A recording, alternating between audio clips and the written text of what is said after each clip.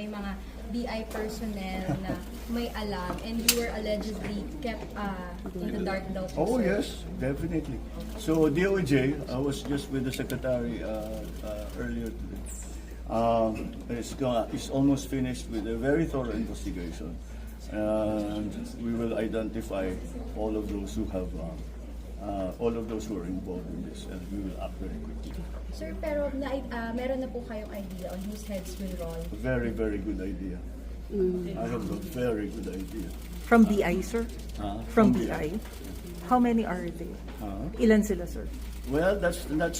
That's what the last part of this is. How far, how deep does it go? Isa lang bang tao ang involved? O marami sila? O sindikato ito? That's what we are looking at.